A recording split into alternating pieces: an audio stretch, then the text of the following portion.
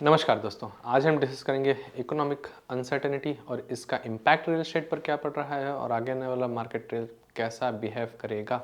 अगर आप मेरे वीडियोस को फॉलो करें तो मैंने इस साल के लिए किक ऑफ किया था कि इस साल अगर आप अपने लिए घर खरीदना चाहते हैं तो आपके लिए किस तरीके के एसेट्स एंड कैटेगरीज बेहतर होंगे और किस तरीके की कैटेगरीज को आपको अवॉइड करना चाहिए। तो अगर आप खरीदना चाहते हैं या बेचना चाहते हैं वो वीडियो आपके लिए बहुत इंपॉर्टेंट है। और इकोनॉमिक साइकिल पर बात की है, स्पेशली मैंने रियल एस्टेट साइकिल्स पर बात की है, डिमांड एंड सप्लाई पर बात की है। ये सारे आइकॉनिक वीडियोस हैं। मैं कहूँगा कि अगर आप इस चैनल पर आए हैं तो उन वीडियोस को ज़रूर देखें, आपके रियल एस्टेट डिसीजन मेकिंग में वो बहुत सहायक होंगे। आज का जो सेंटिमेंट है मार्केट का, ये कहीं ना कहीं नेगेटिव ज़रूर है, जो कि इस तरीके की स्टैग्नेंट रियल एस्टेट साइकिल को कॉज कर रहा है। इसे सबसे पहले एक्सेप्ट करने की ज़रूरत है। एआई की वजह से जॉब्स में अनसर्टेनिटी है।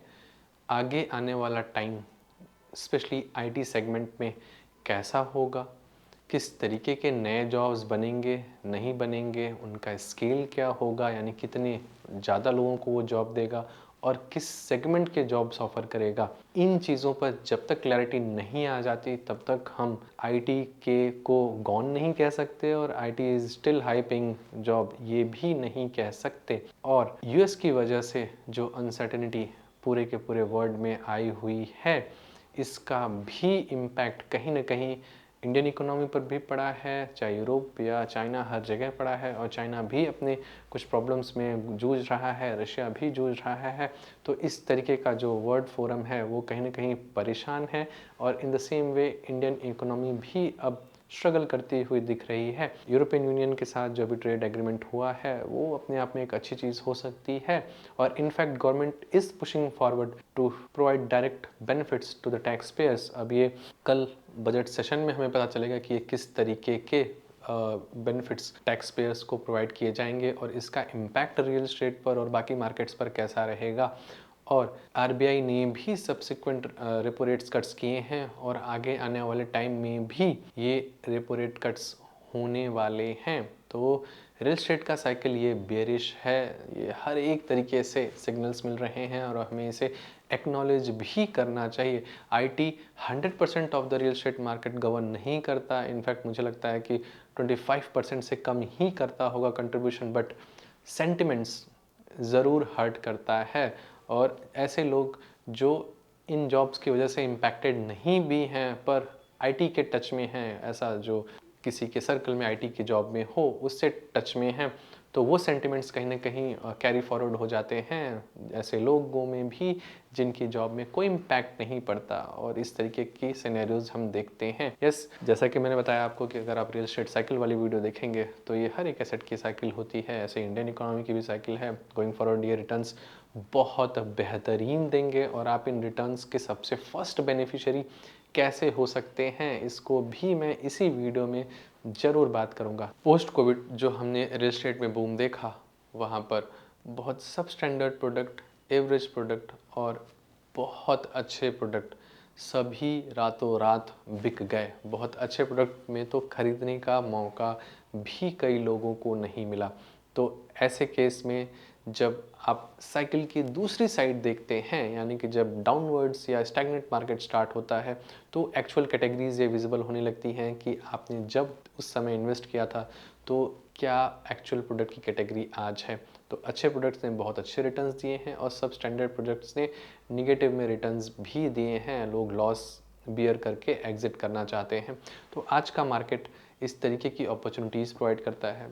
एक्सपीरियंस्ड कंसल्टेंट लाइक मी आपको चेक में रखता है कि आप मार्केट के किसी भी साइकिल में हो, आप 180 डिग्री पर क्या हो सकता है इसको भी ध्यान में रखें, क्योंकि चाहे बुल रन हो, चाहे बेरिश रन हो या स्टैग्नेंट रन हो, हमेशा ये रन नहीं रहने वाले हैं।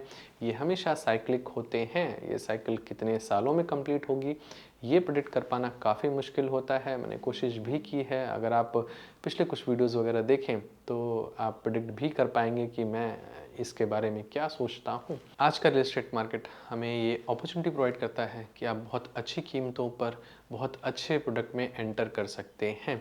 हमने भी रिसेंटली देखा कि जो सब स्टैंडर्ड बिल्डर्स हैं उन्होंने लुक्रेटिव पेमेंट प्लान्स भी निकालने शुरू कर दिए हैं और एक टाइम था जब सब स्टैंडर्ड बिल्डर्स ने रातों रात अपनी इन्वेंट्रीज बेच दी थी और जो मिडिल सेगमेंट के बिल्डर्स हैं उन्होंने भी लुक्रेटिव पेमेंट प्लान्स निकालना शुरू कर दिया। 1090 यानी कि 36 मंथ्स तक आपको कोई पेमेंट नहीं देना और बाकी पेमेंट्स भी आपके काफ़ी ईजिली जाने वाले हैं, मतलब आपके पॉकेट पर बहुत ज़्यादा लोड नहीं पड़ने वाला है।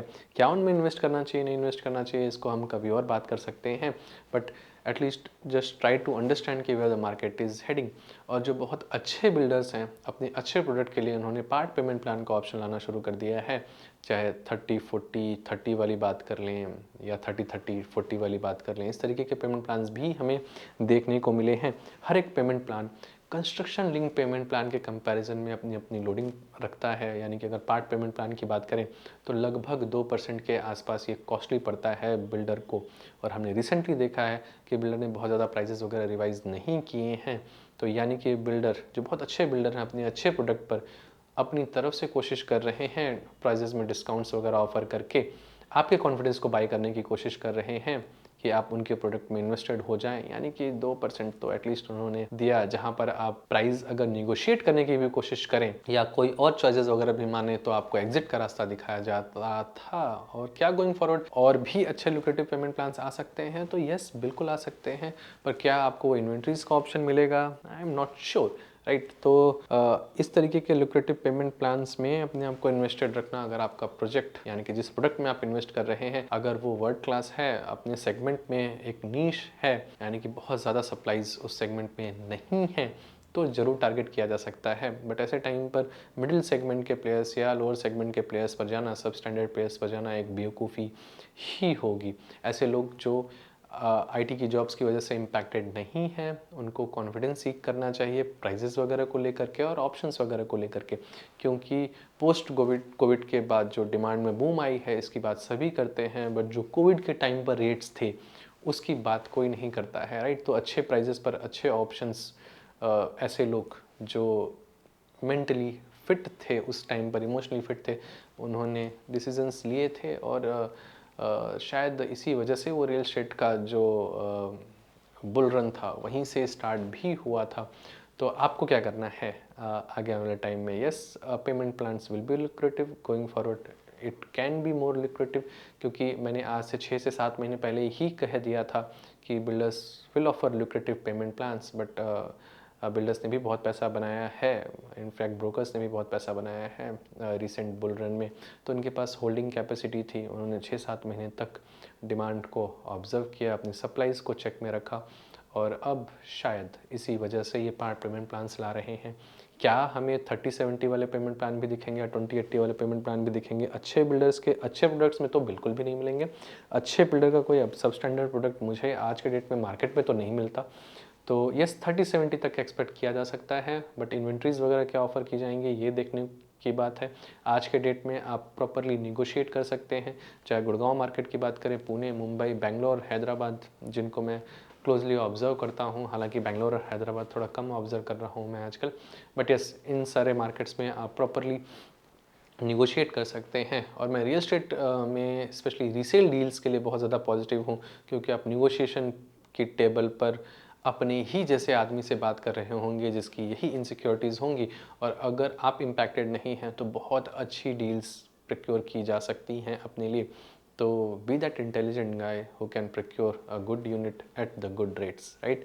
तो इसमें अगर मेरी कोई सहायता चाहिए तो आप नीचे कमेंट बॉक्स में अपने थॉट्स लिखें, कंसल्टेशन फॉर्म का लिंक मिल जाएगा आपको, और आप एलीट मेंबरशिप भी ज्वाइन कर सकते हैं जिससे कि आप इंटरेक्टिव डिस्कशंस का हिस्सा बन सकते हैं।